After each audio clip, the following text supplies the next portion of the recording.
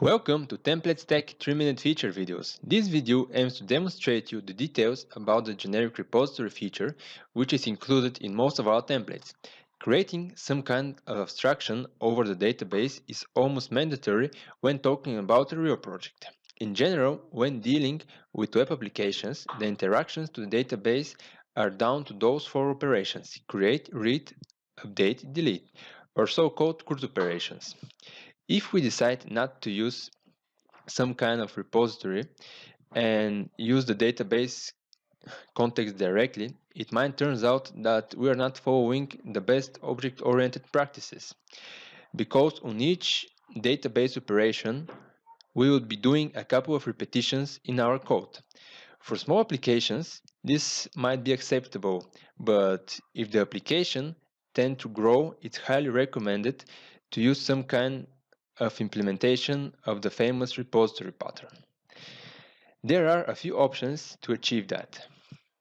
Firstly, we can create separate class or repository for each of our database tables, or just create one generic repository.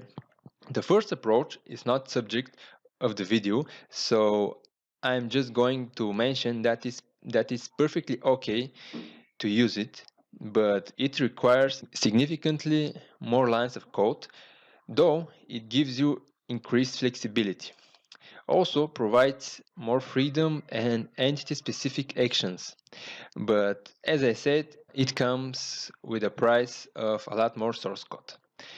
More specifically, you would have as much repository as the entities of your database, and they can be a lot. This is why I personally prefer not to use it in this basic form, and we will focus our attention to the sample implementation of the generic repository pattern. Let's start with some source code of the generic repository interface. The generic parameter of the repository can be any of the dbsets types, which implements base view model. I presume that you are familiar with the extended database concept.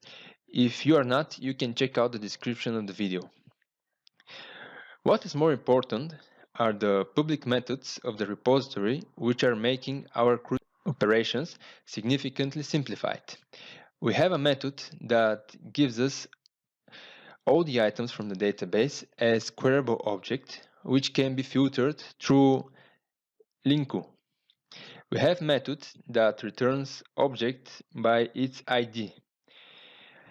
We have another method for adding new entities to the database. We have one that deletes an item or just mark it as deleted, and one that deletes it for real. Also, we have a save method that commits the transactions to the database. Having this implementation, now it's easy to access the database like in the home controller. Now we can make use of all the methods that I've just described.